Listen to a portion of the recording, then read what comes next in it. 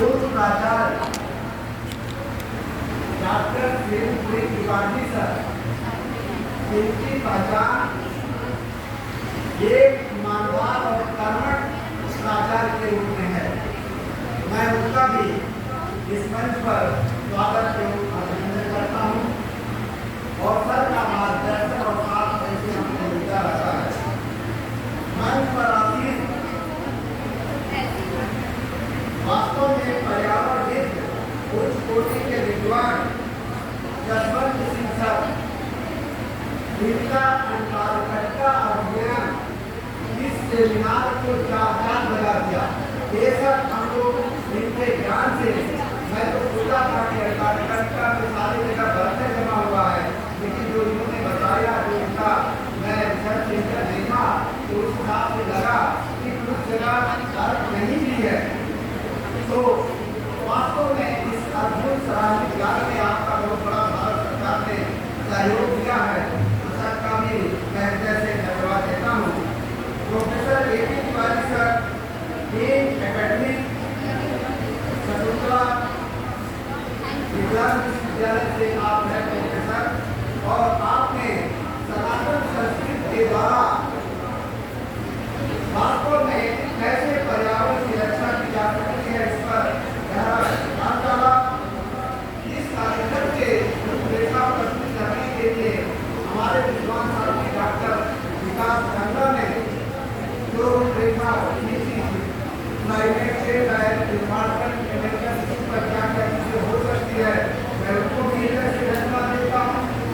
इसके साथ साथ मैं इस कार्यक्रम के कन्वीनर डॉक्टर अरविंद शुक्ला जी, वास्तव में इस कॉलेज के मैं समझता हूँ आधार स्तंभ के रूप में हैं। वास्तव में वो इस कॉलेज के लिए बहुत मेहनत करते हैं, बेहतर से बेहतर रूप से इस कॉलेज को सजाने संवारने में अपनी भूमिका अदा कर रहे हैं। साथ ही हमारे बहुत सारे पूर्व प्राचार्य भी महाविद्यालय से आए हैं, यहाँ पर राजकुमार जी बैठे हुए हैं। इसके अलावा दूसरे सक्सेना मैडम भी, जिनके सदैव सामने से आई थी, सरकारोता मैडम भी आई थी, अन्य महाविद्यालयों से आए थे संबंधित कुमार साथी का, एएमसीसी कॉलेज से डॉक्टर सीमा मैडम, जोरिया मैडम एवं महाविद्यालय के अन्य महाविद्यालय से आए सभी शिक्षकों का मैं हृदय से स्वागत एवं अभिनंदन करता हूँ। साथ ही साथ मैं यहाँ के बच्चों को जो धैर्यपूर्वक हम लोगों की बातों को सुन रहे हैं, मैं महत्वपूर्ण रूप से, क्योंकि मैं इतिहास का विद्यार्थी हूँ और अभी जिसे ये निर्देश दिया है कि 10 मिनट में आपको अपनी बात रखना है। वैसे तो मैं घंटों पर्यावरणीय मुद्दों पर ऐतिहासिक संदर्भों के लिए आपको सपोर्ट कराने के लिए तैयार हूँ, लेकिन समयाभाव के कारण से 10 मिनट में कुछ महत्वपूर्ण बिंदुओं से आप लोगों को आकर्षित कराना चाहते हैं। हम सभी लोग अभी हमने अमर उजाला में एक लेख पढ़ा, 20 अक्टूबर 2024 को निकला हुआ था। उस लेख में ये बात कही गई थी कि जहाँ ग्लोबल वार्मिंग से दुनिया भर के ग्लेशियर पिघल गए हैं, वहीं जो है हर साल कुछ मिलीमीटर एवरेस्ट की ऊंचाई बढ़ती जा रही है। और उसके पीछे कारण क्या है?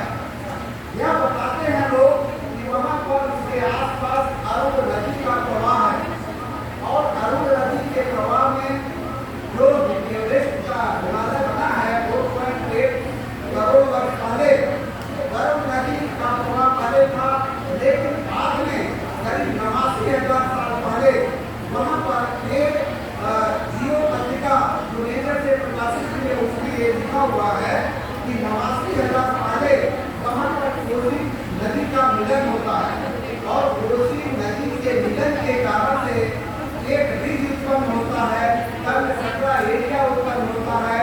तो उसके लिए प्रमुख रूप से जिम्मेदार ऐसा माना गया है कि अरुण नदी है, जिसके कारण से हिमालय की अनवरत ऊंचाई बढ़ती जा रही है।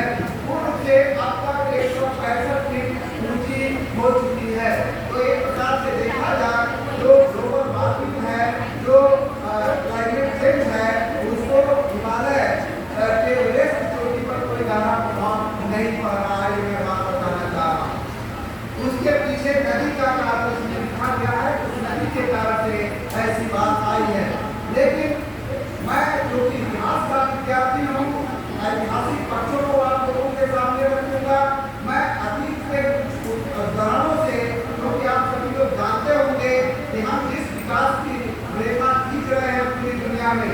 और वो विकास की रेखा इंडस्ट्रियल रेवोल्यूशन से शुरू होती है।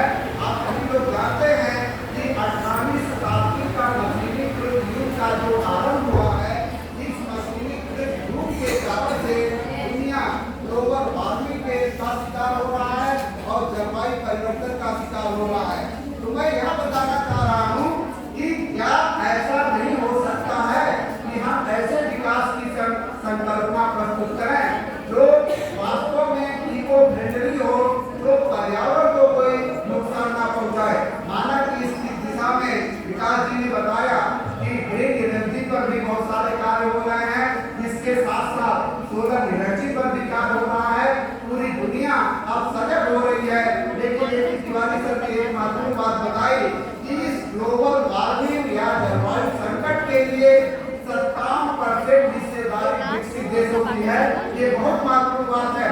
यानी विकास सिर्फ देशों की उतनी अहम भूमिका नहीं है जितना ग्लोबल वार्मिंग में जलवायु संकट जो उत्पन्न हो रहा है उसके लिए विकसित देश महत्वपूर्ण भूमिका निभा रहे हैं। मैं वैदिक आख्यानों के बारे में मैं आप लोगों को जिक्र करना चाहता हूँ। आप सभी लोगों को पता है कि इंडस वैली सिविलाइजेशन सिंधु घाटी सभ्यता में आप सभी लोग परिचित है, जिसके बारे में हमको 1921 में जानकारी मिली। सिंधु घाटी सभ्यता के पतन के पीछे जो एक प्रमुख कारण माना जाता है वह है जलवायु परिवर्तन भी। वैसे बाढ़ भी माना जाता है, भूकंप भी माना जाता है, आदियों का आगमन भी माना जाता है, कई फैक्टर है। लेकिन जलवायु परिवर्तन भी एक प्रमुख कारण है कि जो एक नई सभ्यता थी उस सभ्यता का पतन हुआ।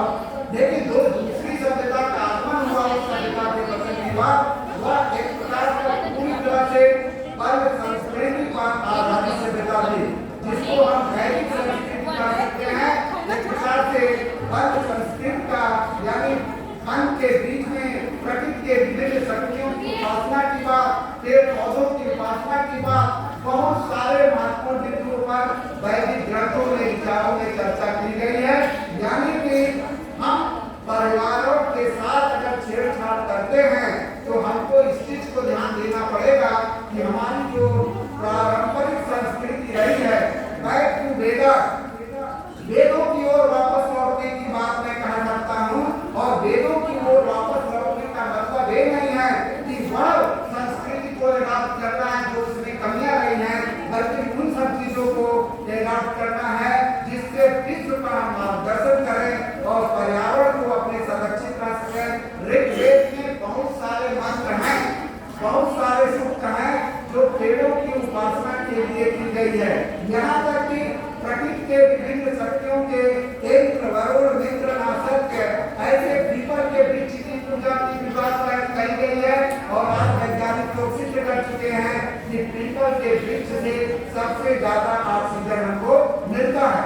तो इस प्रकार से मैं ये कह सकता हूँ, अगर वेदों की ओर हम वेदों की बात करें तो वेदों में जो हमारे आख्यान है प्रकृति के साथ तालमेल बैठाने के लिए, अगर उन आख्यानों का हम पालन करें तो बेशक जो है हमारी संस्कृति पर्यावरण के साथ अनुकूल हो सकती है। आपको मैं बता दूं, यजुर्वेद में बहुत सारे ऐसे सूक्त हैं जिसमें जो है पर्यावरण के साथ तालमेल बैठाने की बात कही गई है।